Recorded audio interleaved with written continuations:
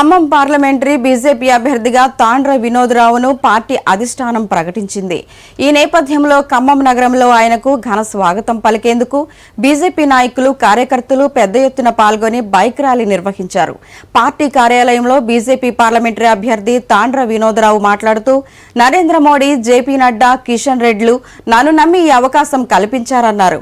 మొదటిసారి ఖమ్మం జిల్లాలో బీజేపీ జెండా ఎగరడం ఖాయమని, పార్టీలకు అతీతంగా ప్రజలు ఖమ్మం జిల్లాలో బీజేపీకి ఓటు వేసి నన్ను గెలిపిస్తారని ఆశాభావం వ్యక్తం చేశారు.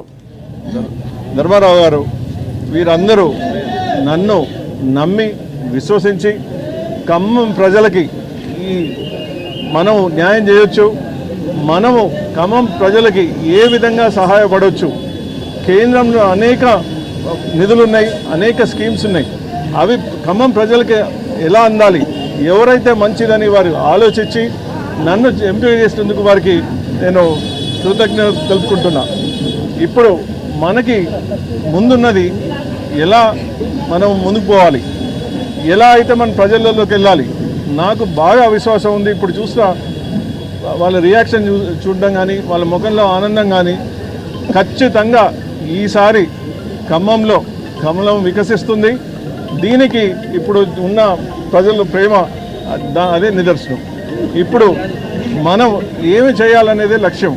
వీరు పెద్దలు ధర్మారావు గారు, మన గల్లా సత్యనారాయణ అనుభవజ్ఞులు, మేము వచ్చే మే 4, మే 13 వరకు నిద్ర లేకుండా మేము పనిచేయడానికి రెడీగా ఉన్నాం. అట్లనే మా కుటుంబం మొత్తం కూడా. ఈ నెల 29 నుండి 31 వరకు రాష్ట్రీయ విద్యా కేంద్రం ఘట్కేసరలో భారతీయ మజ్దూర్ సంఘ్ జాతీయ కార్యవర్గ సమావేశం జరగనున్నట్టు బిఎంఎన్ తెలంగాణ రాష్ట్ర ఉపాధ్యక్షులు రమేష్ గౌడ్ అన్నారు. సోమాజిగూడలో ఆయన సమావేశంలో మాట్లాడుతూ, ఈ సమావేశాలలో దేశవ్యాప్తంగా ఉన్న సంఘటిత, అసంఘటిత రంగాలకు చెందిన 44 ఫెడరేషన్ల నుండి దాదాపు 150 మంది ప్రతినిధులు పాల్గొంటున్నారని వెల్లడించారు.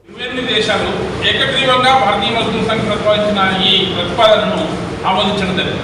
ప్రైవేటీకరణ మీద కూడా మేము పార్లమెంట్ ముందు ధర్నా చేసాం, ప్రదర్శన చేసాం, ఎంతమంది దగ్గర ప్రదర్శన చేసాం.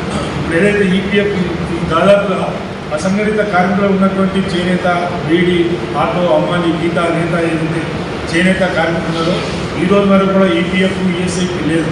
ఈ రోజున కన్స్ట్రక్షన్ కార్మికులు ఉన్నటువంటి కార్మికులు కూడా ఈపీఎఫ్, ఈఎస్ఐ, సోషల్ సెక్యూరిటీ లేదు. వాళ్ళందరూ కూడా సోషల్ సెక్యూరిటీ, ఈఎస్ఐ, పిఎఫ్, విద్యా వైద్య పథకాన్ని అమలు చేయాలని చెప్పి భారతీయ మజ్దూర్ సంఘ్ డిమాండ్ చేసింది. దాంట్లో భాగంగా రేపు రాబోయే పార్లమెంట్లో కూడా బిల్లులో కూడా ప్రవేశపెట్టాలని భారతీయ మజ్దూర్ సంఘ్ ఉద్యమ కారణంగా జరుగుతాం. కార్మికుల పక్షాన జాతీయవాదంగా ఏదైతే కార్మిక సంఘాలు పనిచేస్తుందో బిఎంఎస్, మాకు ఏదైతే కార్మికుల సమస్యలపైన ఉందో ఎప్పుడు కూడా భారతీయ మజ్దూర్ సంఘ్ భారతీయ మజ్దూర్ సంఘం యొక్క రాష్ట్ర మహాసభలు ఫిబ్రవరి 17, 18 పెద్దపల్లి జిల్లాలో నిర్వహించడం జరిగింది. కాబట్టి ఆ యొక్క జిల్లాల్లో కూడా ఈ యొక్క ఇప్పటివరకు అయితే మిత్రుడు అడిగినట్టుగా ఏదైతే ప్రైవేటీకరణ చేసేటువంటి ఏవైతే సంస్థలు ఉన్నాయో వాటన్నిటిని కూడా వ్యతిరేకించడం జరిగింది, తీర్మానం చేయడం జరిగింది. అదేవిధంగా సెంట్రల్లో డిసైడ్ చేసినట్టుగా మరి ఇక్కడైతే రాష్ట్ర ప్రభుత్వం అంటే కేంద్ర ప్రభుత్వం 2019 జనవరి 20లో మినిమం ఏజ్ జీవోను సవరించింది. కానీ మన యొక్క రాష్ట్రం లోపల తెలంగాణ రాష్ట్రము రాకముందు నుంచే దాదాపుగా మినిమం ఏజ్ జీవో ఏదైతే ఉందో దాంట్లో 5 సంవత్సరాలకు ఒకసారి జీవోను రివైజ్ చేయాలనేటువంటిది రాసినప్పటికీ 2008 నుంచి ఇప్పటి వరకు మినిమం ఏజ్ పైన గత ప్రభుత్వం పనిచేయలేదు. ఈ యొక్క ప్రభుత్వం చేసడానికి 1 లక్షల మంది కార్మికులు ఎదురు చూస్తూ ఉన్నారు. అయినా ఈ రాష్ట్ర ప్రభుత్వం కూడా మినిమం వేజ్ పైన ఆలోచన చేయట్లేదు. కాబట్టి ఆ యొక్క తీర్మానాన్ని కూడా రాష్ట్ర మహాసభలలో ప్రవేశపెట్టడం జరిగింది. అదేవిధంగా సంక్షేమ మండలి ఇప్పటిదాకా చెప్పినట్టు అనార్గనైజ్ సెక్టర్ సంబంధించినటువంటి కార్మికులు ఏదైతే కొన్ని లక్షల మంది ఉన్నారో వారందరూ కూడా సంక్షేమ మండలి ఏర్పాటు చేయాలి. సంక్షేమ మండలి ఏర్పాటు చేసి దానికి తగిన విధంగా మరి బడ్జెట్ నిధులు ఇవ్వాలి. దాంట్లో నుంచి ఆ కార్మికులకి శ్రేయస్కరితమైనటువంటిది ఇవన్నీ తీర్మానాలు కూడా ప్రవేశపెట్టడం జరిగింది. ఈ యొక్క రాష్ట్ర ప్రభుత్వానికి మరి రిలేటెడ్గా గత మాసంలో మేము 27వ తారీఖున మరి జిల్లా కలెక్టరేట్ల దగ్గర మరి ధర్నా కార్యక్రమం నిర్వహించి రాష్ట్ర మహాసభలలో ఏవైతే తీర్మానాలు ప్రవేశపెట్టామో ఈ తెలంగాణ ప్రాంతంలో హైదరాబాద్ టీ హబ్ లో ఈవెంట్ ప్లానింగ్ కోసం ఏర్పాటైన game changer platform event needs ను Telangana ITE and C principal secretary Jayesh Ranjan లాంఛనంగా ప్రారంభించారు. ఈ సందర్భంగా Kompalli data solutions private limited brand MD CEO Joshna Kompalli మాట్లాడుతూ ఈవెంట్ నీడ్స్ అనేది ఈవెంట్ ప్రణాళిక సర్వీసెస్ లో ప్రొడక్ట్స్ తో సహా ఈవెంట్ అవసరాల గమ్యస్థానంగా ఉందన్నారు. ఇది రెంటల్స్, సేల్స్, వెండర్స్ తో వినియోగదారులకు connect చేస్తుందన్నారు. With a portfolio of over 4,000 vendors and 10,000 happy customers across 3 cities, and we are continuing to actively make our presence in the market. But obviously we can do with much more professionalism. We can ensure that proper planning, proper execution, what are the deliverables, what are the expectations, particularly commercials, costing. Another very important experience of people who are organizing the event with the help of some agencies about hidden costs.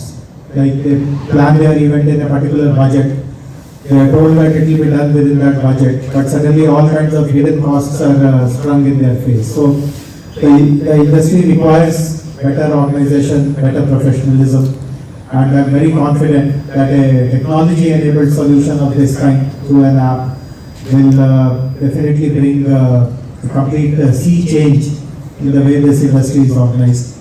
I'm happy that representatives from TCI are here. They are the body which in a way collectively represent different kinds of vendors who are involved in the event industry, and it is their responsibility to popularize these kind of technology solutions, ensure that every member of their association understands the technology, understands the power of technology.